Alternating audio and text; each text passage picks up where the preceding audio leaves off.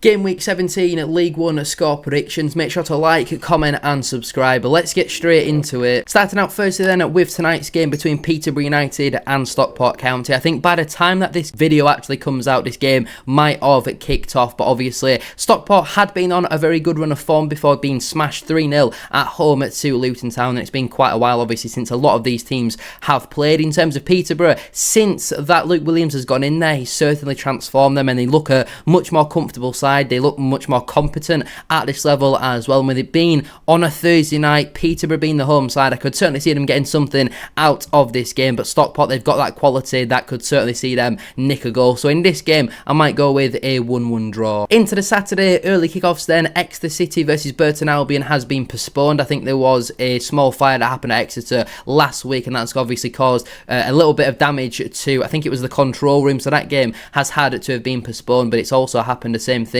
at Plymouth Argyle Stadium as well. I'll let the conspiracists talk about that. In terms of Port Vale versus Plymouth Argyle, that is the other Saturday, well I guess now the only Saturday early kickoff. Two teams that are struggling. It's second bottom versus bottom, which is not ideal for either of these sides. Plymouth have been awful recently. They've only picked up 1 point from their last 5 matches. Port Vale, though it's not really been much better, they've picked up 2 points from their last 5 matches, and Port Vale are the lowest goal scorers in the entire division. It's Darren Moore versus Tom Cleverley. I don't think there'll be really much in this game. I don't think it'll be very entertaining either. I think there'll be a lot of nerves around it, because I think whoever loses this game, I think the manager probably is going to be sacked, especially in Plymouth's case. If Tom Cleverley loses this game, there's no way he can survive it. He should have been sacked weeks ago. How he's still in a job, I do never know. But Port Vale, I think they're still yet to win at home so far this season and win the end of November now, but I'm going to back them for their first home win of the campaign. I'm going to go 2-1 to the Valiants. Into the Saturday 3 o'clock kickoffs then. Firstly, we have AFC Wimbledon versus Wigan Athletic. Now, recently, Wimbledon have been on a bit of a blip, just 1 win in their last 4 matches, but they're still 7th in the table, and they would have been delighted with that at the start of the campaign. They'll be hoping that the small break, given the internationals and all that sort of stuff, will have done them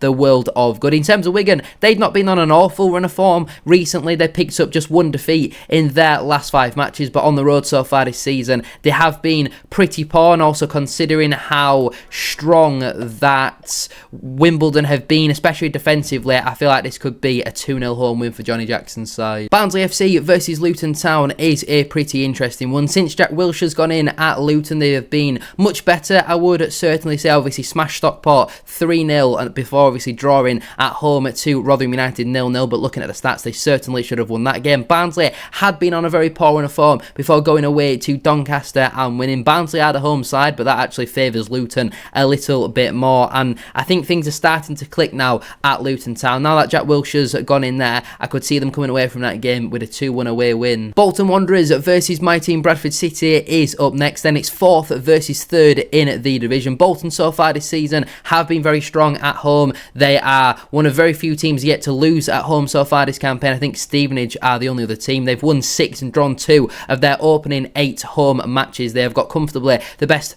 home record in the division so far this campaign. Bradford City away from home, just 2 wins for us, them being away at Stockport and away at Cardiff. We have struggled in a lot of the other away fixtures. We're the 8th best away team in the entire division, but we're still yet to win in the league since September the 27th, I think, when we beat Blackpool at 1-0. I think we are only 1 win in all competitions in our last 8 matches, and that was against Everton's kids in the EFL Trophy. Recently, though, we have had a few players returning from injury, the likes of Anthony Sarsfield, who I know isn't the biggest fan, or the Bolton fans are not the biggest fan of Anthony Sarsfield, given I think he had a bit of a falling out with Ian Evatt, but there's over 26,000 expected, over 5,000 Bradford fans as well. I do think, though, that somebody like a Mario Kazia-Dubry will have too much for us defensively. We concede too many goals, conceded the most amount in the entire top 6. I think we could struggle in this game. I'm going to back Bolton for a 3-1 win, unfortunately. Hopefully, it could be the other way around. Bit of reverse psychology, maybe. Leyton Orient versus Blackpool FC is up next then. Recently, Leyton Orient have been quite inconsistent, but at home they have been pretty strong, beating the likes of Doncaster 4-0. They beat Lincoln 1-0, and most recently,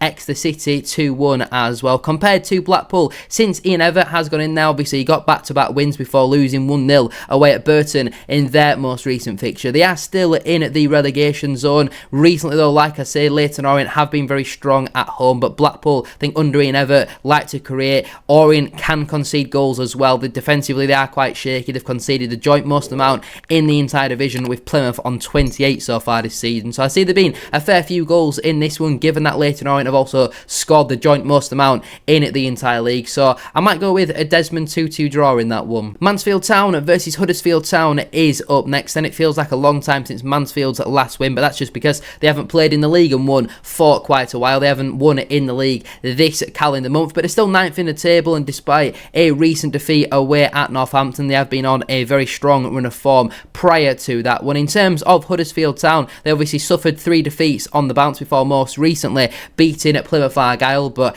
everybody does seem to beat Plymouth. I think they also won in the AFL Trophy, so hopefully that's brought Lee Grant a couple more months in the job, because I think he is an awful gaffer. I think he's going to get schooled by Nigel Clough in this one. It's 9th versus 10th. Mansfield are the home side. I expect them to win this game. I'm going to back the Stags for a 2-1 home win. Northampton Town versus Cardiff City is up next. Then Northampton have been fairly inconsistent so far this season. It's 2 wins and 3 defeats in their last 5 matches, but they're doing alright up in 15th as of right now. They've still only scored 12 goals so far this campaign, but they have also only conceded the 14 as well, so there's normally not a lot of goals in their matches. Cardiff recently have been on a bit of a wobble. It's 3 defeats in their last 5 matches, and I feel like this is the type of game where Cardiff might struggle. Away at Northampton, that is not an easy fixture whatsoever. I feel like Northampton, they're going to have that togetherness, they're going to have that underdog mentality, and I think they're actually going to get through this game with a 2-0 home win. I feel like Cardiff could struggle a couple of times this season in these type of matches. Reading FC versus Rotherham United is a very interesting one. Since former Rotherham manager, now Reading manager Liam Richardson has gone in there, they had a little bit of an upturn in form. They have picked up 8 points from their last 5 matches. I know some of them were under the previous management, but Rotherham recently have been absolutely flying. They've been on a very good unbeaten run. They have picked up 11 points from their last 5 matches. They're up to 11th